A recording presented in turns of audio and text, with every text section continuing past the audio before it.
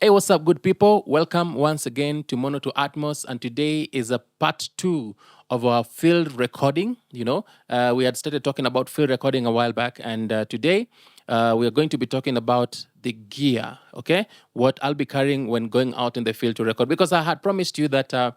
We'll be going out there and I'll be showing you how to record, especially in the era of immersive soundscapes where we really need to change how we do things, especially in sub-Saharan Africa. The mono era is gone. The stereo era is also gone. We need to go into the immersive soundscapes. And some of the equipment that I'll be showing you here should be able to get you to do some of the immersive soundscapes.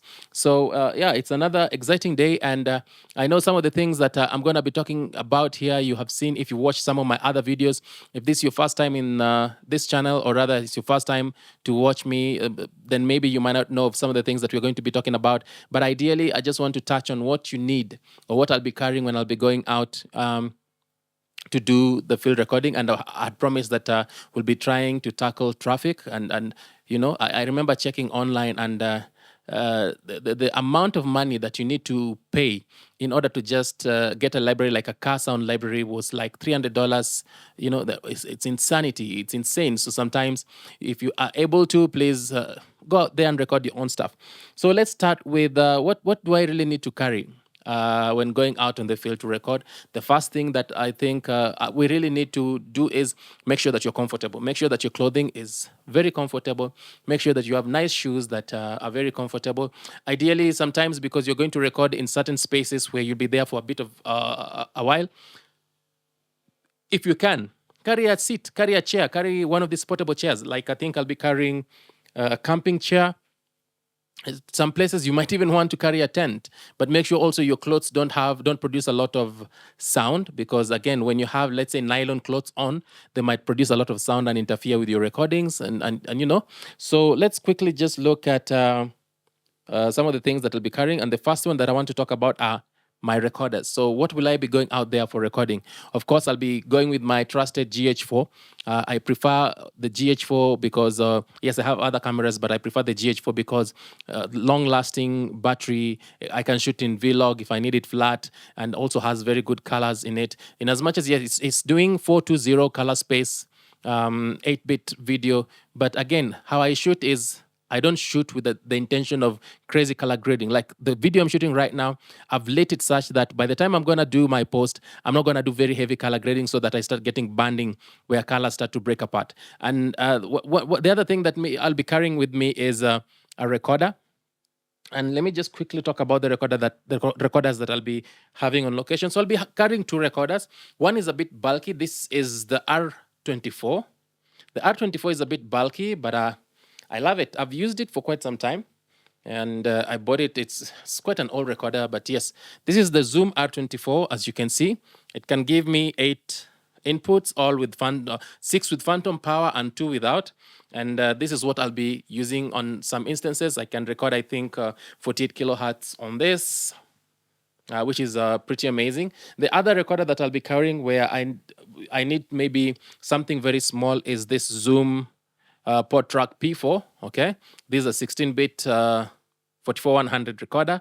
It has 4 inputs. Again, the good thing with this is that it has very good preamps. The preamps, I think, are up to 60 dB or 70 dB. I think 70 dB. Yeah.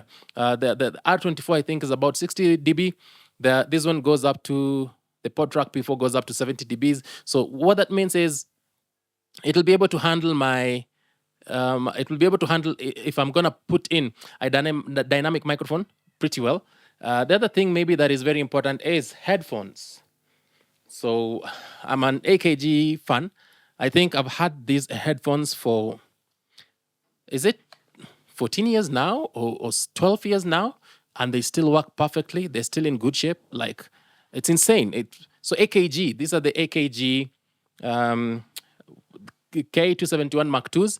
They are closed back headphones. So I'll be using this to ensure that I'm always constantly monitoring what I'm listening to. It's always very important that you monitor your sounds when you're out on location.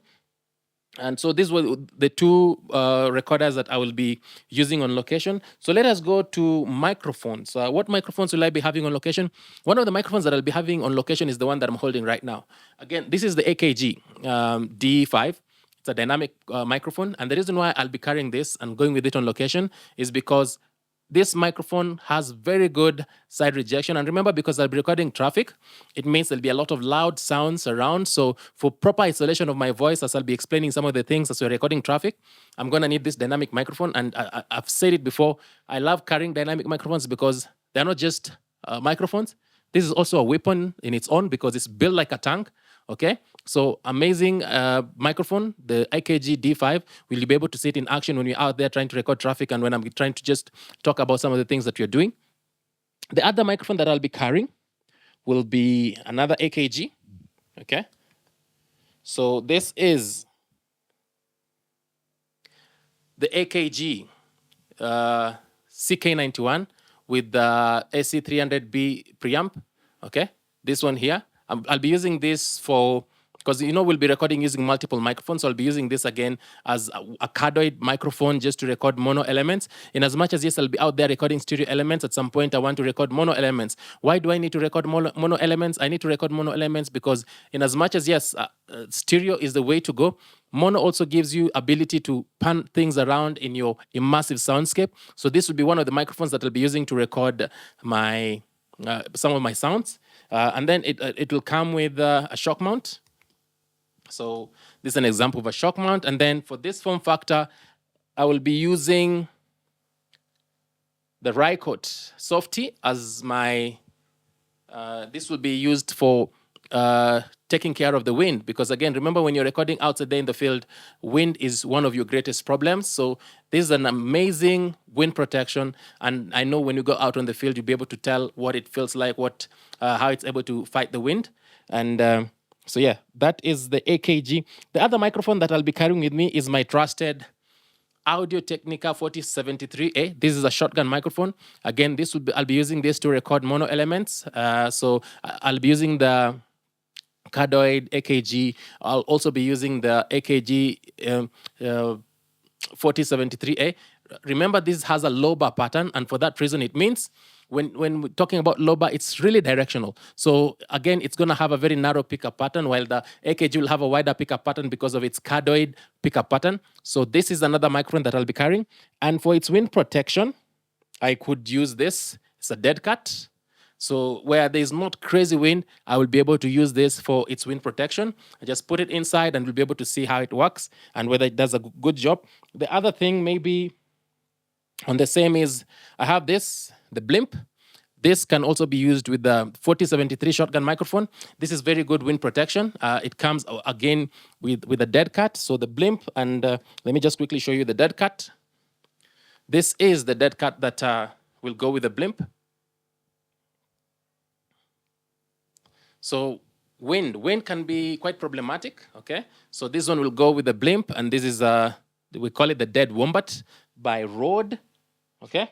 And then let's talk about the other microphones that I'll be having. So the other microphone that I'll be having is my trusted CAD E70s. These are, they are small diaphragm condenser microphones or pencil microphones. This I'll be, because I have a matched pair, I'll be using 2 of these as my stereo recording microphones. So I'll be using them in the XY configuration, but I'll also be using the AB configuration using the Omni, the Omni diaphragms. So this is the cardioid diaphragm. So I'll be able to, I'll be able to also use the Omni diaphragm for the AB. So we'll be doing mainly XY and AB for our stereo setups. So I'll have 2 of these in a stereo matched pair. We'll be having 2 of these to try and get our stereo setups going. And for wind protection for this, I have these 2 dead cats. Okay. We have these 2 dead cats. So we'll have the ORTF. In fact, we'll be having the XY and the ORTF stereo ways of recording, and we'll be using these 2 wind protection systems, which are dead cats. Now, the other thing that I want to talk about that you should never forget are your XLR cables.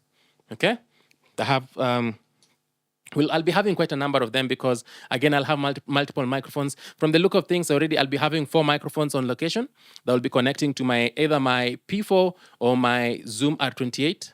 Okay, so these are your XLRs that will be going through into your, from your microphones into your recorders. And so get a number of this because, again, remember, this can get destroyed along the way or can get damaged when you're recording. So you might want to get a bit extras, okay? And always make sure that before you go out on the field, you've confirmed that your XLRs are working and you also carry extras. The other thing that maybe I failed to mention is that my recorders will be using batteries, so I need to carry a lot of batteries. So just a power source, I need a lot of batteries. The other microphone that I'll be carrying on location is the Zoom H3. This is the H3. Okay, but this is this Zoom H3 VR. This is an immersive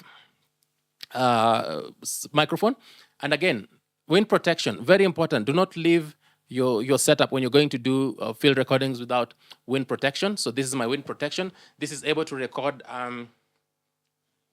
Ambisonics A. Okay, this is able to record Ambisonics A. It has multiple microphones right in front of it, and so we'll be able to record 5.1 Ambisonics A, which will convert to Ambisonics B. Again, so this is an amazing microphone that you need to carry because, again, it's going to give you all the immersive soundscapes that you want. And we'll also be using this on the field. And not to forget, this one records internally, so it also requires batteries. And the other thing that I think now I need to talk about are shock mounts. So for the small diaphragm condenser microphones, the E70, this will be the shock mounts that we'll be using just to ensure that we are not getting a lot of rumble or handling noise. This will go in here. So again, shock mounts are just there to help with vibrations, okay? Always try and make sure that you have some shock mounts. Then we go to, so we have 2 shock mounts. The other thing that maybe we need is a lot of connectors. So in this bag, there is plenty of connectors, okay? So you might need quite a number of just cables, connectors, okay? And this is always good to have in your bag because you never know what configurations you will need to do when you're out there. So I have quite a number of just connectors. Always make sure that in your bag you have a number of connectors. And the other thing maybe is extra microphones. Not sure what's in here. Oh, here I have lapels, so sometimes you might need lapels, okay? So maybe get a few lapels that you can carry with you. Here I have like the Sony stereo lapel, okay? And quite a number of lapels in here. And again, wind protection. For instance, here I have this tiny wind protection for the lapel mics. And now we'll be able to see how to use some of these microphones on location. So you're not just carrying one thing. It's a whole bunch of stuff that you need out there. And just extra, here I have the extra diaphragms for the E70s. So here I have the Omni capsules. So Omni means they pick from all round, from equally from front, back, and everywhere. When using the Omni capsules, we'll be using the AB configuration. We'll be able to see what the AB configuration really is when we go out there. So finally, just as we're coming to wind up, I want to talk about how we'll be recording our stereo microphones. And we'll be using what we call a stereo bar.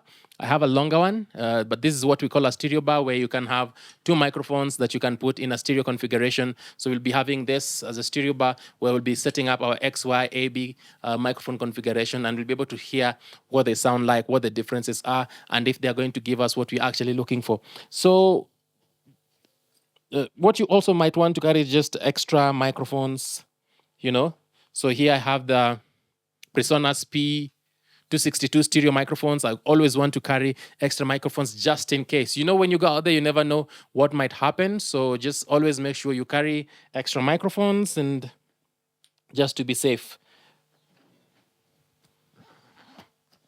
So in finalizing,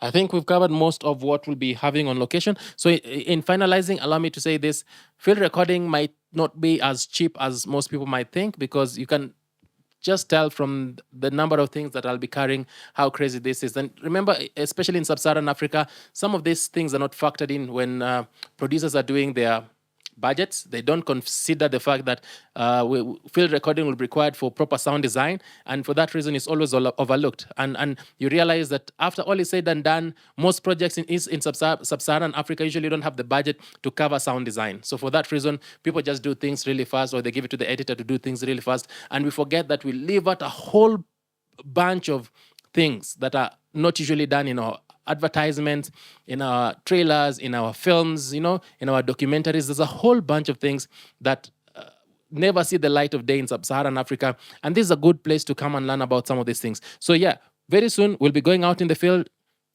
We'll see how to put these things into action, how to use them, what to do, and try to bring in an assistant. I'll introduce you to my assistant very soon. So bring in an assistant who will help you with some of these things. Make sure you have a chair where you can sit, okay? And also, if you can, because again, you're carrying equipment, make sure you bring along protection. If you can get the police to come along with you, please do so. If you can't, if you can get some form of protecting yourself, because again, remember, we're in Africa, and when people see you having a lot of gear, they might be tempted. So carry pepper spray, carry a taser, carry something that you can use as a form of protection, because yeah, some of these things can be crazy expensive, and you don't want to go out there and just lose them. So I hope today's episode has made sense to some of you and all of you. And yeah, so this is what we go through. This is the equipment we need to buy in order to go out there and gather stuff for field recording, or gather sound for field recording. We'll put these things into good use, and then you'll be able to tell if it makes sense or not. Until next time, my name is Lawrence. See ya.